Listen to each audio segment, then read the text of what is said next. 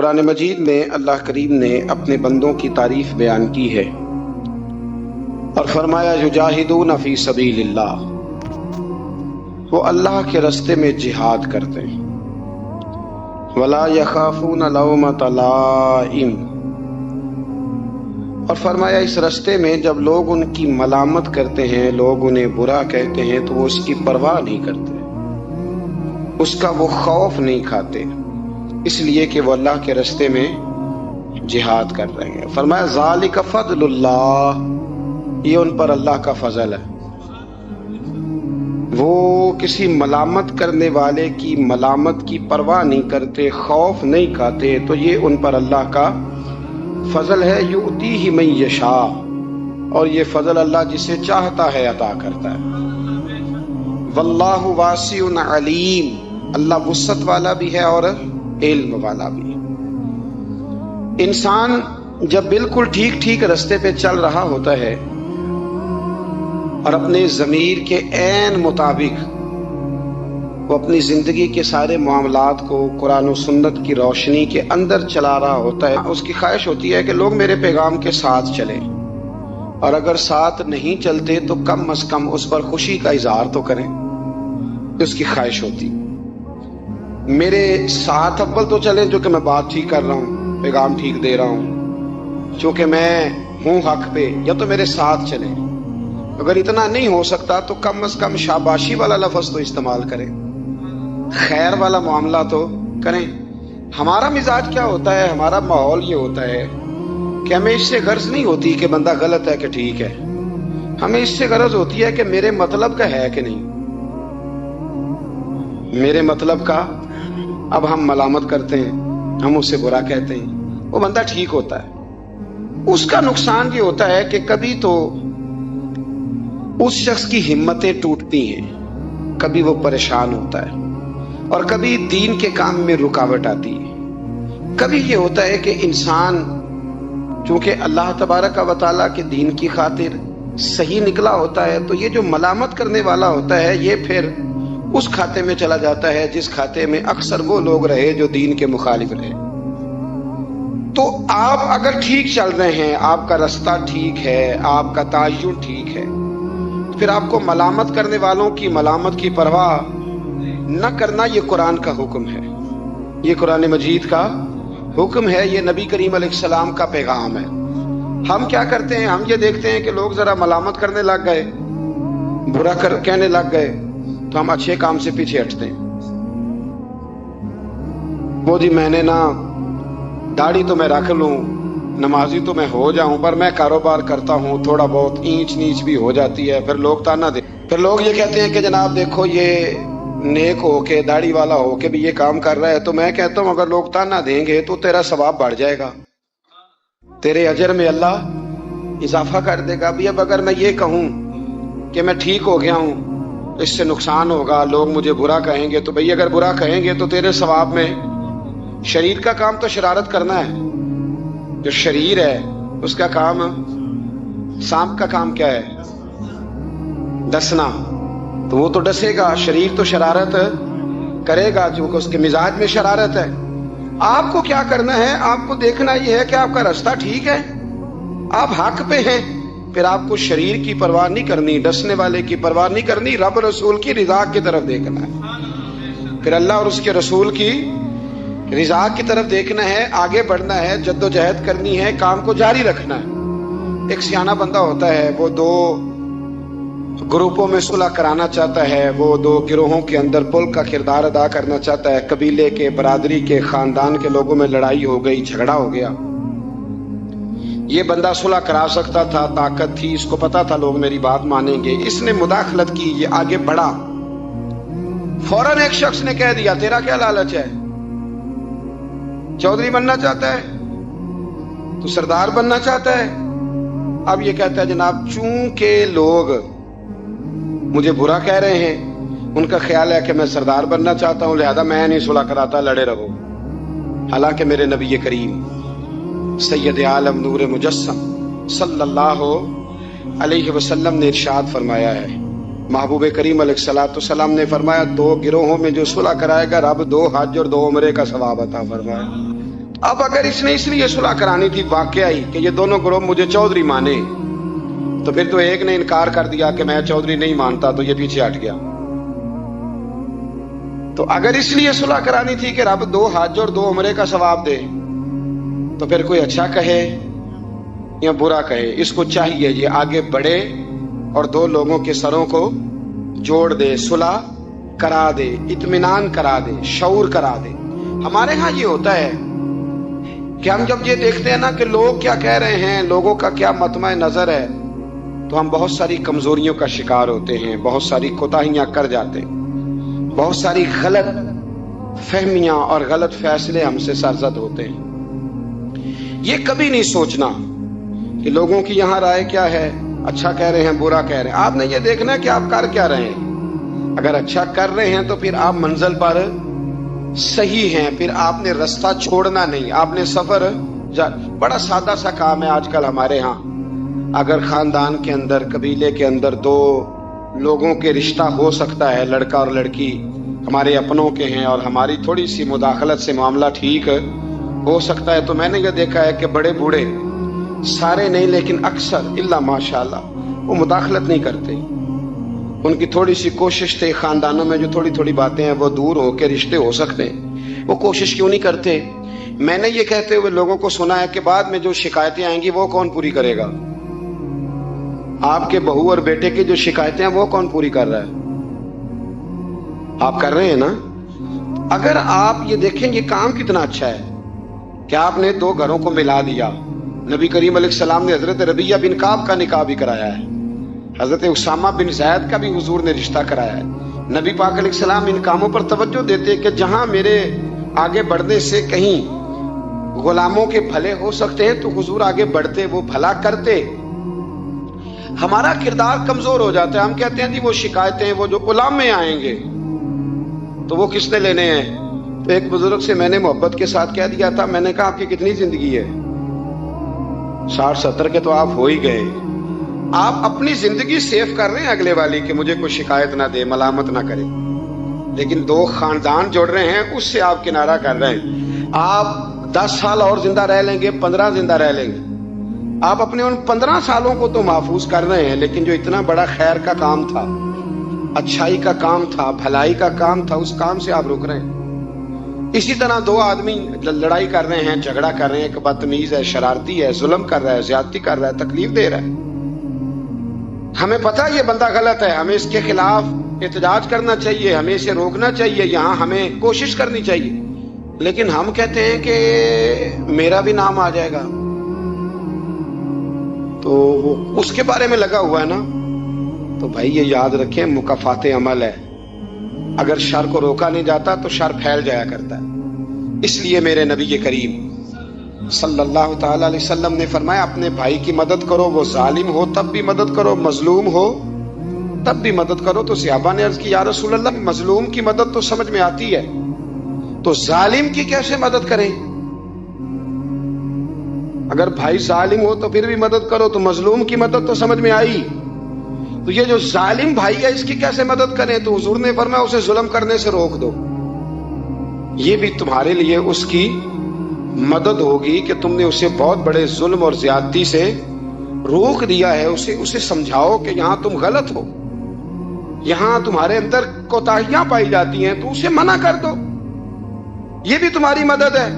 हम क्या कहते हैं, हम कहते हैं कि मैनू की लगे, मेरा भी जिक्र आएगा, मेरा भी, तो भी ऐसा नहीं होता। शर को रोकना है, बुराई को रोकना है, फिर उस रास्ते में अगर कोई शख्स मलामत करता है तो उस मलामत की परवाह नहीं करनी, ये कुरान मजीद का हुक्म है। हजरत अबू ज़र गिफारी रज़ी अल्लाह तआला अन्हु कहते हैं कि दारे अरकम में ना सहाबाए कराम छुप छुप के नमाजें पढ़ते थे।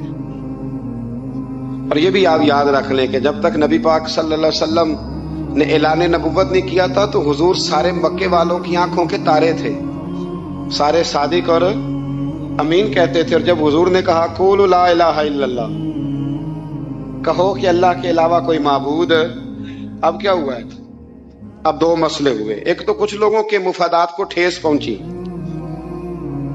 अब उन्हें जुल्म छोड़ने पड़ेंगे, दीन पे आएंगे तो एक ही सफ में खड़े हो गए महमूद व अयाज, न कोई बंदा रहा نہ کوئی بندہ نواز، تو سب کو ایک ہونا پڑے گا، ایک صف میں آنا پڑے گا، ایک جگہ قائم رہنا پڑے گا۔ اب لوگوں کے مفادات کو ٹھیس پہنچتی تھی، وہ جو ظلم کرتے تھے، غلاموں کو بیچتے خریدتے تھے، ان پر زیادتیاں کرتے تھے، بچیاں دفن کرتے تھے، قبضے کرتے تھے، غریب کا مال لوٹ لیتے تھے۔ اب یہ سارے مفادات صرف انہیں بت نہیں چھوڑنے پڑتے تھے، انہیں اپنے سارے جرم چھوڑنے پڑتے۔ وہ کیا کرتے تھے اس حوالے سے کہ اب ہمیں بڑا کچھ چھوڑنا پڑے گا، وہ واپس آ جاتے تھے، بیک ہو جاتے تھے۔ بہت سارے کام ایسے تھے جن میں وہ کمزوری کا شکار ہوتے تھے، وہ محسوس کرتے تھے کہ ہمارے لیے مشکلات بڑھتی چلی جا رہی، تو پھر وہ مخالفت کرتے تھے۔ پھر بات ذرا آگے بڑھی، میرے نبی رحمت، نور مجسم، شفیع معظم صلی اللہ تعالی علیہ وسلم کی انہوں نے معاذ اللہ مخالفت شروع کر دی۔ کلمہ یہ نہیں دیکھا کہ ہمیں حق بات کہی جا رہی ہے تو حق بات پہ عمل کریں، بلکہ حضور کی ایک گروپ یہ تھا، دوسرا گروہ وہ تھا۔ حضرت ابو سفیان رضی اللہ تعالیٰ عنہ مسلمان ہوئے تو وہ بیان کرتے ہیں کہ اس زمانے میں نا اخنس بن شریک نے کہا تھا ابو جہل سے کہ یار ساری زندگی امین صادق اور امین کہتے رہے ہیں، آج ان کی کن پٹیوں پہ سفید بال آئے ہیں اور انہوں نے اعلان نبوت کیا تو ہم کیوں نہیں مانتے؟ تو ابو جہل کہنے لگا یار باتیں وہ ٹھیک کرتے ہیں، کام ان کا ٹھیک ہے، لیکن مسئلہ یہ ہے کہ اگر ہم ان کا کلمہ پڑھ گئے تو پھر چودراہٹ تو اس خاندان میں چلی گئی۔ چودراہٹ کی بنیاد پر حق بات کی مخالفت، کہ چودراہٹ ادھر چلی گئی ہے، بڑائی ادھر چلی گئی ہے، تو حق بات کی مخالفت اس بنیاد پر لوگوں نے شروع کر دی۔ اب ملامت کی جو وجوہات ہوتی ہیں وہ یہاں حسد ہوتا ہے، یا عداوت ہوتی ہے، یا اس کی بنیاد یہ ہوتی ہے کہ وہ آپ کے مفادات کو ٹھیس پہنچ رہی ہے، یا محسوس کر رہے ہیں کہ بڑائیاں کسی اور طرف چلی گئی۔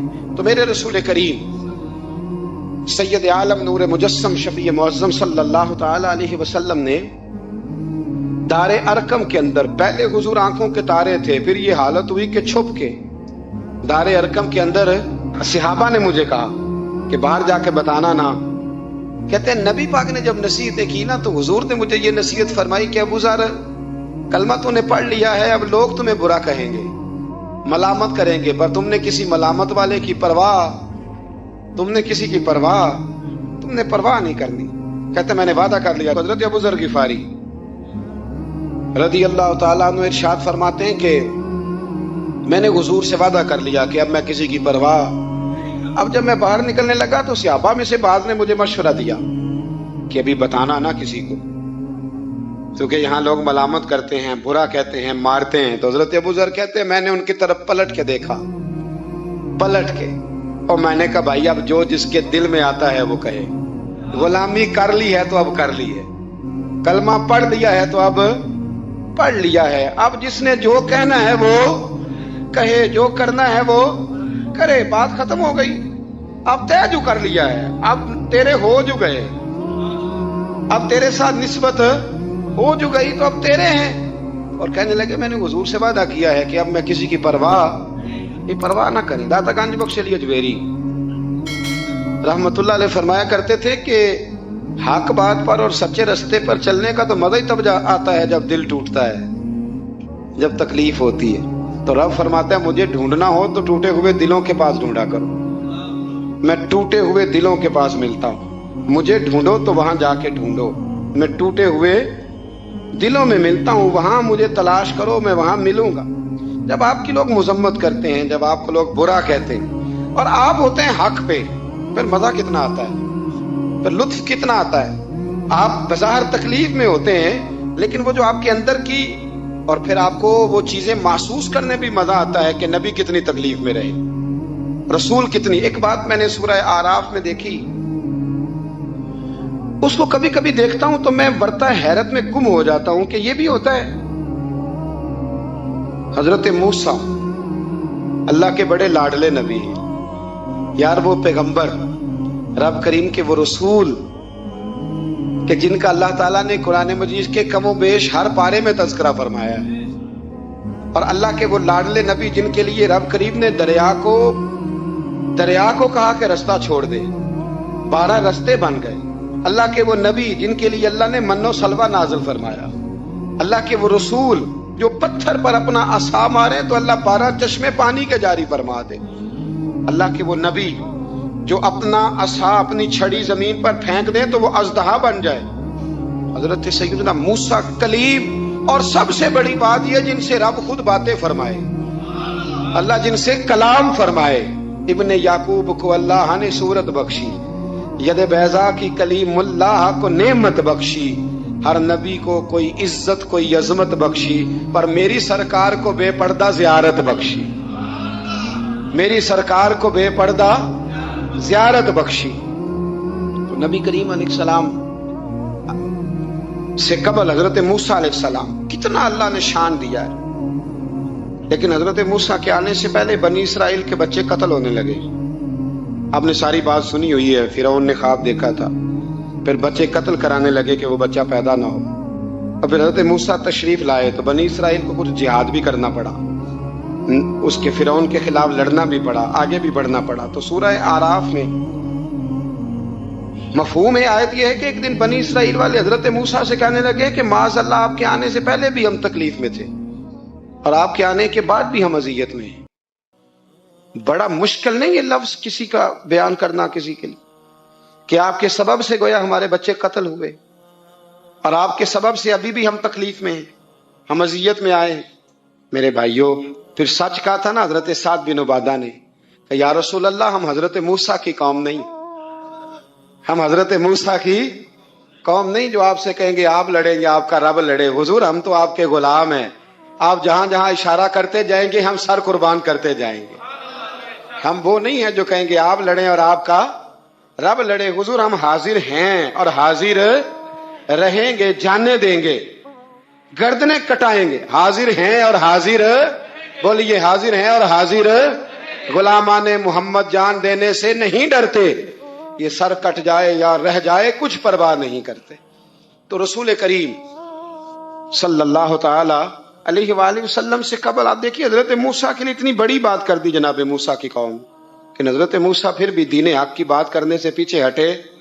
یہ اللہ کے بندوں کا طریقہ رہا ہے کہ وہ ملامت کی پرواہ، کس صوفی کو برا نہیں کہا گیا۔ آپ صوفیاء کے حالات پڑھ کے دیکھ لیں، ان پر فتوے ہیں، کسی پر کوئی ہے اور کسی پر کوئی ہے۔ آپ علماء، سب علماء کو نکال کے دیکھ لیں، کسی پر لوگوں نے کوئی چارج شیٹ لگا دی ہے، کسی پر کوئی فتویٰ دے دیا ہے، کسی پر کوئی بات کر دی۔ لوگ مخلوق تو فنکار ہے اس درجہ کے پل بھر میں، سنگے در کعبہ سے بھی اسنام تراشے، تم کون ہو کیا چیز ہے داغ کبابی۔ لوگوں نے تو مریم پہ بھی الزام تراشے۔ لوگ کیا کرتے ہیں؟ لوگ مشائخ پر الزام لگاتے ہیں، برے الزامات معاذ اللہ۔ اعلیٰ حضرت فاضل بریلوی نے بعض لوگوں پر فتوے دیے تھے، یہ بڑا مشکل کام ہوتا ہے لوگوں کی اصلاح کی بات کرنا۔ اعلیٰ حضرت نے 4 بڑے لوگ تھے جن کو لوگ بڑا جانتے تھے، ان کی غلطیوں پر انہیں تنبیہ کی اور کہا کہ اگر آپ رجوع کر لیں، توبہ کر لیں تو آپ کے لیے دروازہ بھی کھلا ہے۔ لیکن سب زور لوگوں نے اس بات پہ لگا دیا کہ وہ شدت پسند تھے، ملامت کی، ان کے خلاف کتابیں لکھی، جانے کیا کیا کہا۔ ان کی اس ایک بات کو لے کر جو کہ عین حق تھی لوگوں نے شدت پسند کہا، اور جو فاضل بریلوی نے ساری زندگی عشق رسول کا درس دیا، جو 1000 سے زیادہ کتابیں لکھی، جو انہوں نے رسول اللہ کے ترانے لوگوں کو یاد کرائے، جو انہوں نے ہر عنوان پر قلم اٹھایا، لوگ ان کی خدمات کو بھول گئے۔ یاد رکھو، تنقید کی عینک لگا کے دیکھو گے تو ساری دنیا غلط ہی نظر آئے گی، اور محبت کے ساتھ دیکھو گے تو اللہ نے کائنات میں بڑا حسن رکھا ہوا ہے۔ رب کی مخلوق بڑی پیاری ہے، بڑی شاندار ہے، بڑی بندہ نواز ہے۔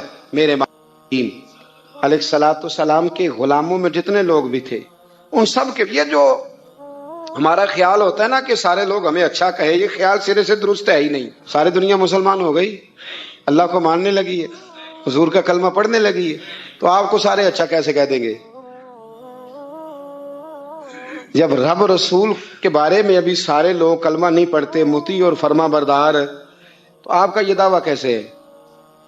آپ یہ کیسے محسوس کرتے ہیں؟ حضرت جنید بغدادی رحمت اللہ علیہ ایک شخص کا جنازہ پڑھ کے فارغ ہوئے تو لوگوں نے کہا حضور بڑا ہی اچھا آدمی تھا، ہر بندہ اس کی تعریف کرتا ہے۔ آپ فرمانے لگے غلطی ہو گئی، اس کا جنازہ نہیں پڑھنا چاہیے تھا، یہ تو ذو माना बंदा था, ज़ू वजहैन था, दो मुंहों वाला था, जिसके पास जाता था उसी का हो जाता था।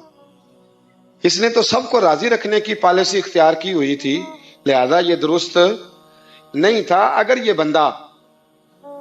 ये बंदा सच्चा होता, हक बात कहता, तो लोग इसके मुखालिफ भी होते। अगर ये सही रास्ते पर होता तो लोग उसे बुरा कहने वाले भी होते। तो चूंकि ये दुरुस्त नहीं था, बातें छुपाता था, गलतियां करता था, जिधर जाता था उसी का हो जाता था, लिहाजा कोई इसे बुरा नहीं कहता। तो इसका मतलब ये है कि ये हक बात नहीं कहता था। हजरत जुनैद बगदादी खुद एक दिन गुजर रहे थे गली से, मुरीद शागिर्द अकीदतमंद साथ थे। तो एक शख्स ने आपसे कहा माज़ल्ला सुम्मा माज़ल्ला, कहने लगा ओ जिंदीक, यानी ए बेदीन, ओ जिंदीक। जब उसने ये लफ्ज कहे ना तो आपके शागिर्दों को बड़ा बुरा लगा, गुस्सा आया। हजरत जुनैद बगदादी रहमतुल्लाह अलैह ने पलट के उस शख्स की तरफ देखा तो आप हंसे, फरमाने लगे यार सारे बगदाद को मेरा एक ही नाम याद था कि मैं दीनदार हूं, तूने अच्छा किया एक और नाम भी याद करा दिया है। चलो एक और नाम भी लोगों को याद हो गया, पहले सारे बगदाद को मेरा, बोलिए, एक ही नाम पता था कि जुनैद।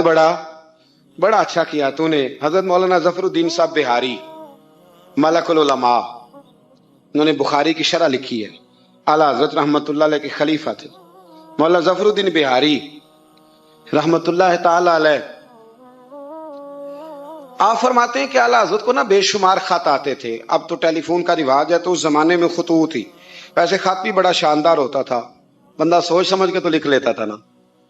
तो बड़े खत आते थे आला हजरत को, खतूत पर ही आप जवाब दिया करते थे। खत आते, किसी ने किसी लकब से पुकारा है, किसी ने किसी नाम से पुकारा है, किसी ने एक खत आया तो उसमें बड़े गलत लफ्ज लिखे थे, बड़े बड़े गलत जुमले, माज़ल्ला सुम्मा माज़ल्ला, मलामती लोग जो मलामत करने वाले होते, उन्हें बड़ी तकलीफ पहुंचाई थी। तो आला हजरत फाजिल बरेलवी रहमतुल्लाह ताला अलैह के खलीफा मौलाना जफरुद्दीन साहब बिहारी रहमतुल्लाह अलैह ने वो खत जब पढ़ा तो बड़ा गुस्सा आया, बड़ा जलाल। आला हजरत रहमतुल्लाह अलैह फरमाने लगे क्या हुआ? अर्ज की, और इसने बड़े बुरे लफ्ज लिखे हैं, मैं इस पर मुकदमा करूंगा, केस करूंगा, अदालत जाऊंगा। तो आला हजरत फरमाने लगे वो पहले जिसने प्यारे लफ्ज लिखे हैं, पहले उसके लिए इनाम का ऐलान करना, पहले कोई जायदाद दे, कोई तोहफा दे, फिर इस पर मुकदमा भी कर लेना। फरमाया अगर इतने लोग अच्छा कह रहे हैं तो दो चार ऐसे हैं भी, तो मैं ये कहा करता हूं चलो नजर नहीं लगती। क्या होता है बोलिए, अल्लाह करे आपको समझ आए। चलो नजर नहीं लगती, को दो चार हों भी तो नजर कोई अर्ज नहीं, नजर नहीं लगती। आला हज़रत फरमाने लगे या तो उनको इनाम दो, उनके नाम जायदाद कराओ, तो फिर तकलीफ देने वालों पर मुकदमे भी कर लेना। तो अगर वहां तुम्हें इनाम नहीं दे रहे तो फिर यहां तुम्हें मुकदमा करने की हक बात पर, सच्ची बात पर आप मुस्तकिल मिजाजी इख्तियार करें, आप ठहरें। फिर आपको कोई क्या कह रहा है, कोई आपके बारे में क्या बयान कर रहा है, फिर आप इस बात से निकल आए, फिर आप इससे निकलें। मेरे नबी रहमत नूर मुजस्सम शफी मुअज्जम सल्लल्लाहु ताला अलैहि वसल्लम ताइफ के बाजार भी चले गए थे, आकाश की मंडियों में भी हुजूर चले गए। नबी पाक ने काफिर के हर सवाल का जवाब दिया, और जब दीन की तकमील होने लगी मदीना मुनव्वरा में तो काफिर खत्म हुए तो मुनाफिक खड़े हो गए। पूरी सूरतें हैं मुनाफिकीन के बारे में। उधर से मामला खत्म हुआ तो इधर से कभी हुजूर के इल्म पर एतराज करते हैं, कभी हुजूर सल्लल्लाहु ताला अलैहि वसल्लम के सहाबा पर शिकवा करते हैं, कभी कोई बात करते, कभी कोई बात करते। लेकिन मेरे हबीब करीम अलैहिस्सलाम ने हमेशा डट कर, खड़े होकर, इस्तकामत के साथ हर बात को सुना और उम्मत को यह पैगाम दिया कि तुमने सच्ची बात पर खड़े रहना है, तुमने दाएं बाएं पलटना नहीं है। इमाम अहमद बिन हंबल रहमतुल्लाह है, इमाम अहमद बिन हंबल बहुत बड़े इमाम थे, 14 जिल्दों में किताब लिखी आपने हदीस पाक की, मुस्नद इमाम अहमद बिन हंबल। और कलेजा ठंडा हो जाता इमाम साहब की तहरीरें पढ़ के। इतने बड़े आदमी, हर दौर में कोई ना कोई फितना पैदा होता है। तो फितना इस तरह पैदा होता है कि लोग दीन का नाम लेके बाज़ औक़ात फितना करते हैं। मिर्जा गुलाम अहमद कादियानी जब आया था तो वो तशरीहात ही करता था माज़अल्लाह दीन की, کبھی اپنے آپ کو محدث کہتا تھا، کبھی مفسر کہتا تھا، پھر آہستہ آہستہ وہ مجدد بننے لگا، پھر کہنے لگا میں ذلی نبی ہوں، بروزی۔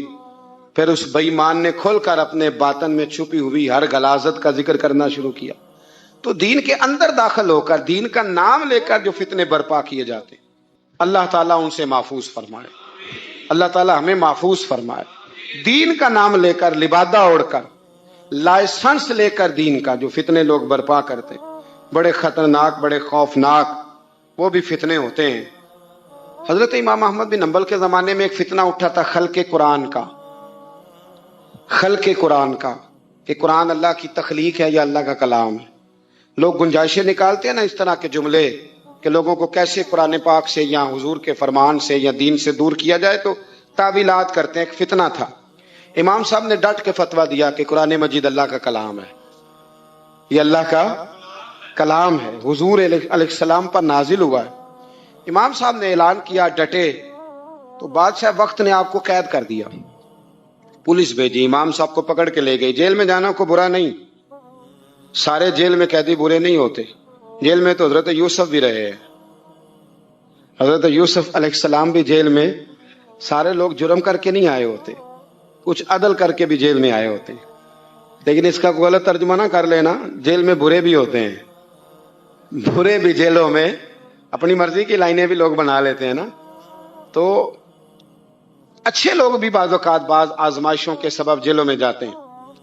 امام احمد بن حنبل کو جب گرفتار کر کے لے گئے نا، تو امام صاحب کچھ دن جیل میں رہے۔ جب واپس تشریف لائے امام احمد بن حنبل رحمۃ اللہ علیہ، جب آپ واپس تشریف لائے تو آپ کے صاحبزادے کہتے ہیں کہ ابو الحسن نام کا ایک چور تھا، ابو الحسن نام کا پکا چور تھا۔ پکے چوروں کا بھی سب کو پتا ہوتا ہے نا، سارا بغداد جانتا تھا کہ پکا چور ہے۔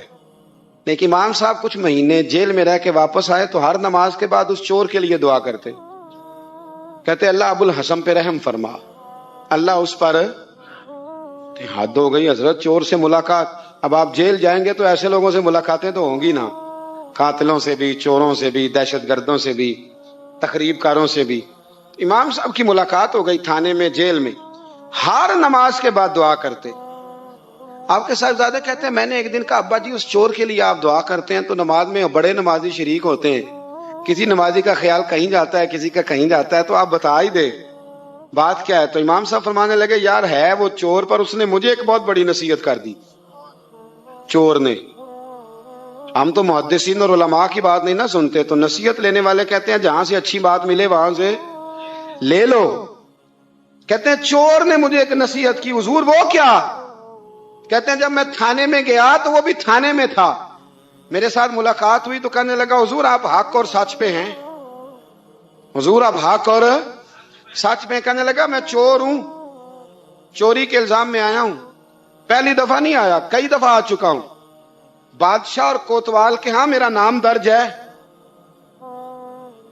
کئی دفعہ آ چکا ہوں، میرا ان کے پاس نام درج ہے، یہ مجھے بڑا مارتے ہیں، پر میں برا ہوں تو برائی پہ ڈٹا ہوا ہوں، میں کبھی باز نہیں آیا، یہ مجھے مارتے ہیں، میری ضمانت ہوتی ہے، پھر جاتا ہوں برا کام کرتا ہوں۔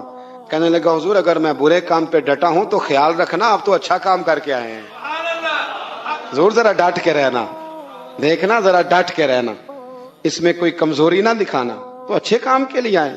تو امام احمد بن حنبل فرماتے ہیں مجھے اس کی بات یاد رہ گئی، اس نے مجھے کہا کہ آپ نے پرواہ نہیں کرنی کہ لوگ کہیں گے جیل گئے ہیں تو تھانے گئے ہیں تو کچہری گئے ہیں تو یہ ہوا ہے تو فلاں ہوا، نا نا نا نا، نے ڈٹنا ہے اور ڈٹ کے رہنا ہے۔ دوستو اس تک لوگ کیا کہہ رہے ہیں، لوگ کہاں کھڑے ہیں، اس کو چھوڑیں، آپ یہ بتائیں آپ حق پہ ہیں، آپ صحیح کر رہے ہیں، آپ کا ضمیر مطمئن ہے، اللہ رسول کی بارگاہ میں آپ سرخرو ہیں، آپ اس کو دیکھیں اور کسی ملامت کرنے والے کی ملامت کی پرواہ نہ کریں۔ یہ آج کا پیغام ہے۔ ہمارے بزرگوں کا طریقہ یہ تھا کہ وہ ڈٹتے تھے، وہ بات کرتے تھے، کھری بات کرتے تھے، سچی بات کرتے تھے، عوامی رائے کی پرواہ نہیں کرتے تھے۔ شریر لوگ شرارت کرتے ہیں، وہ شرارتیں کریں گے، لیکن کام سچا اور حق کا یہ ہے کہ آپ اگر حق پہ ہیں، درست ہیں، تو پھر جس صحیح کام آپ نکلے ہوئے ہیں آپ ہمیشہ اس کام کو کرتے رہیں۔ نبی پاک نے لوگوں کو ایجوکیٹ کیا، تعلیم دی، سمجھایا کہ تم ایک نظریاتی زندگی گزارو، فقط یہ 50-60 سال ہی کل زندگی نہیں، یہ تو تمہیں بھیجا گیا ہے کام کرنے کے لیے، کاشتکاری کرنے کے لیے، مرنے کے بعد تم نے اس کاشتکاری کا پھل کاٹنا ہے۔ تم اب یہ تعلیم اتنی راسخ ہو گئی لوگوں کے دلوں میں، اور صرف لوگوں کو نہیں سمجھایا، اب ہمارے یہاں پیرانے عظام یہ کرتے ہیں، لوگوں کہتے ہیں فقیر ہو جاؤ، فقیر ہو جاؤ، فقیر ہو جاؤ، لوگ فقیر ہوتے جاتے ہیں اور پیر صاحب امیر ہوتے جاتے ہیں، وہ مالدار ہوتا جاتا ہے، لوگوں کو فقر کا سبق پڑھاتا جاتا ہے۔ نبی پاک علیہ السلام نے لوگوں کو جب یہ کہا نا کہ زندگی چند روزہ ہے، تو یہ تعلیم لوگوں کو تو دی، لیکن اپنا حال یہ تھا، ایک وقت روٹی کھائی اور 3 وقت فاقہ کیا۔ محبوب نے چٹائی پر آرام فرمایا، حضور موٹے بان کی چارپائی پہ لیٹے، موٹے بان، اور حضرت عمر فرماتے میں تباً سخت تھا، لیکن حضور کی کمر پر جب میں نے چارپائی کے نشان دیکھے تو میں رو پڑا۔ یا رسول اللہ، اللہ کے دشمن اتنی موج میں ہیں اور آپ تو حضور نے، ایک تو یہ ہے نا کہ آپ کی پیار میں کوئی رو رہا ہے تو بندہ کہے کوئی نہیں بس حالات ایسے، نہ محبوب نے نظریہ بیان کیا، نظریہ فرمایا عمر تم پسند نہیں کرتے کہ وہ تھوڑی سی دنیا میں آسانی دیکھیں اور آخرت میں رسوا ہو جائیں، اور ہم دنیا میں تھوڑی سی مشکل دیکھیں اور آخرت کی ساری عزت اللہ ہمیں ہی عطا فرما دے۔ تو حضور تعلیم دیتے، سمجھاتے، قائل کرتے، دلیل دیتے، لوگوں کو سمجھ آتی، اور وہ پھر شعور اتنا بلند ہوا، اتنا بلند ہوا، اتنا بلند ہوا، یقین علم الیقین تک سے شروع ہو کر عین الیقین تک پہنچا اور حق الیقین تک پہنچا کہ حضرت انس بن نضر رضی اللہ تعالیٰ عنہ احد کے میدان میں جب موجود تھے نا، تو جنت کی باتیں سن سن کے، وہ تعلیم لے لے کے، قلبی واردات اس طرح کی ہو گئی تھی کہ میدان احد میں کھڑے ہو کے لوگوں سے کہہ رہے تھے نہ ادھر جاؤ، ادھر واپس آؤ، مجھے تو احد پہاڑ کے دامن سے جنت کی خوشبو آ بھی رہی ہے، جنت کی خوشبو آ رہی ہے۔ تو تعلیم کا کچھ نہ تھوڑا سا سیکھنے کا ماحول بنائیں۔ ہمارے ہاں الجھنیں بہت زیادہ ہیں، ایک لمبی تعداد ہے لوگوں کی جو ہر وقت ذہنی کشمکش کا شکار رہتی ہے، ایک تناؤ ہے، ایک الجھاؤ ہے۔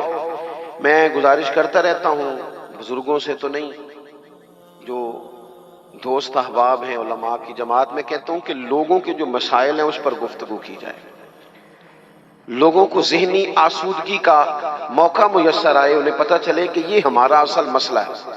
ہمارے جو آپ دیکھیں نا، حسد بہت بڑا مسئلہ ہے، اس پر نبی پاک علیہ السلام کی درجنوں احادیث موجود ہیں، اور اس کے ہر پہلو پر حضور نے ہمیں سبق دیے، بغض پر، جھوٹ پر، بدی پر، خیانت پر، رزق حلال کے فضائل پر، محبت پر، یہ جو ہمارے مسائل ہیں، ہم اگر حضور سے سیکھ لیں، ایک جنگ بنی رہتی ہے گھروں میں، چوکوں میں، چوراہوں میں، آپس میں، دفتروں میں، کٹھے بیٹھنے والے لوگوں میں، حتیٰ کہ دینی ماحول میں بھی اگر چند لوگ مل کے کام کرتے ہیں تو وہاں بھی کچھ نہ کچھ آپس میں چیزیں دلوں میں موجود رہتی ہیں۔ شرط یہ ہے کہ ہم حضور سے سیکھیں، کشادگی پیدا ہوگی، دل بڑے ہوں۔ تو نبی پاک نے اپنے لیے بطور معلم کا لفظ اعزاز کے طور پر حضور نے بیان کیا۔ اور دوسرا، حضور نے فرمایا میں نا اخلاق عالیہ کی تکمیل کرنے دنیا میں آیا ہوں۔ ایک ہوتا ہے کوئی اچھی بات کرنا، بہت سارے لوگ اچھی باتیں کرتے ہیں، اور آج کل تو سارے لوگ ہی اچھی باتیں کرتے ہیں، پر مسئلہ صرف اتنا ہے کہ کرتے دوسروں کے لیے۔ وہ جتنی اچھی باتیں ہو رہی ہیں وہ ساری اچھی باتیں دوسروں کے لیے۔ اگر وہ اچھی بات جو ہم کر رہے ہیں صرف وہ والی کریں نا جس پر ہم عمل کرتے ہیں، تو جو تبلیغ عمل سے ہوتی ہے وہ دیر پا ہوتی ہے، اس میں وسعت ہوتی ہے۔ اللہ کے پیارے رسول صلی اللہ تعالی علیہ وسلم نے صرف اچھی بات نہیں کی، آپ توجہ کریں گے میری بات پر، حضور نے صرف ایسا نہیں کہ ایک اچھی بات محبوب نے کر دی، حضور نے وہ والی اچھی بات کی ہے کہ اس سے زیادہ اچھی بات ہو سکتی نہیں۔ اعلیٰ حضرت کہتے ہیں سارے اچھوں سے اچھا سمجھئے جسے، ہے اس اچھے سے اچھا ہمارا نبی۔ ایک ہوتا ہے روٹین میں کوئی خیر کی بات کرنا، ایک ایسی بات کر دینا کہ پھر گنجائش باقی نہ رہے۔ نبی کریم علیہ السلام نے وہ خیر کی باتیں کی ہیں کہ مزید پھر گنجائش ہے۔ کہ جو ہمارے یہاں مصیبت بن گئی ہے نا کہ ہم نے وہاں سے بھی سیکھنا ہے دانش، وہ ہمارے اسکولوں کالجوں کی دیواروں پر انگریزوں کے قول بھی لکھ دیے. تو میں کہتا ہوں کیا احادیث ساری یاد ہو گئی تھی بچوں کو؟ قرآن مجید کی آیات یاد ہو گئی تھی؟ اور کیا کوئی ایسی بات تھی جو حضور نے بیان نہ کی ہو جو آپ کو ادھر ادھر جانا پڑا؟ اللہ کے پیارے رسول صلی اللہ تعالی علیہ وسلم نے تکمیل کر دی اخلاق عالیہ، بلندی اخلاق جہاں تک جا سکتے تھے وہ ساری چیزیں حضور نے ہمیں دی ہیں. اخلاق کی کوئی ایسی بات نہیں جو رسول پاک صلی اللہ تعالی علیہ وسلم نے ہمیں نہ بتائی ہو، اور وہ باتیں ہمیں یاد بھی ہیں. بس مسئلہ یہ ہے کہ تقریریں میں آج کل یہ دیکھتا ہوں کہ آپ آ جائیں جی، آپ یہاں بھی بیان کر دیں، آپ تھوڑا وہاں بھی کر لیں، تھوڑا وہاں بھی کر لیں. تو میں یہ اکثر کہتا ہوں دوستوں سے کہ اگر تو تقریریں ہیں فقط کانوں کی لذت کے لیے پھر تو سارا دن سنیں، اور اگر عمل کے لیے ہے نا تو پھر میرا خیال ہے 20 منٹ اگر کسی نے کوئی بات سن رکھی ہے تو عمل کے لیے کافی ہے، وہ عمل کے لیے کافی ہے. وہ بزرگ ایک مثال دیا کرتے تھے کہ ایک شخص نے کسی مولانا سے سن لیا تھا بعض اوقات لوگ کھیتوں میں قضائے حاجت کے لیے جاتے تھے پیشاب کرنے، تو کہا سخت جگہ پہ پیشاب نہ کرو، وہ اس لیے کہ پیشاب کے چھینٹے پلٹ کر کپڑوں پہ نہ آئیں. تو اس بیچارے نے وہ مسئلہ سن لیا، وہ صرف نعرے والا نہیں تھا نا عمل والا تھا. اس نے پھر نہ اپنی رومال میں ریت باندھ کے کندھے پہ رکھ لی، جہاں اسے قضائے حاجت کا موقع آتا وہ پہلے ریت رکھتا، اس میں وہ پیشاب کرتا تاکہ میرے کپڑوں کو. تو کسی نے کہا چل دوبارہ محفل میں جانا ہے، کچھ سننا ہے، تو کہنے لگا نا بھائی بس وہ جو ایک مسئلہ سنا تھا اس کے لیے کندھے پہ ریت اٹھائے پھرتا ہوں. یہ ایک سادی بات ہے لیکن سمجھنے کے لیے ہے، اگرچہ آپ ہنسے پر سمجھنے کے لیے ہے نا کہ جن کا عمل کرنے کا مزاج تھا وہ تو یہاں تک تھے، اور جن کا خیال یہ کہ اب دیکھیا ساڈی محفل ہوئی پھر راتی پھر آ مزہ گیا ہے، او ہو کیا بھئی آپ نے اور میں نے یہی تو کام کیا ہے. نبی کریم نے بلند اخلاق سکھائے. ایک حدیث اگر میرے ملک میں نافذ ہو جائے نا، ایک، کتنی کہہ رہا ہوں؟ ہاں نہ نہیں کرتے آپ، ناراض ہیں؟ کتنی؟ ایک بھی عمل ہو جائے نا، ایک بھی بس، تو سارے مسئلے حل ہو جائیں. ایک بات، اور لمبی چوڑی نہیں، حضور کو جو اللہ نے جوامع الکلم عطا فرمائے ان میں سے ایک بات، اللہ کے پیارے رسول علیہ السلام نے فرمایا میرا مومن وہ ہے. اتنی بڑی بلند اخلاق کی بات ملے گی نہیں آپ کو. فرمایا میرا مومن وہ ہے جو اپنے لیے پسند کرتا ہے وہی اپنے بھائی کے لیے بھی پسند کرتا ہے. لو ختم ہو گئی بات. آج کے بعد زندگی میں یہ ایک بات طاری کر لو، ایک صرف، کہ جو اپنے لیے پسند کرنا ہے وہی اپنے، کوئی ملاوٹ ہوگی؟ السلام علیکم دوستو ہمارے چینل پر تمام علماء دین کی بیانات نشر کیے جاتے ہیں.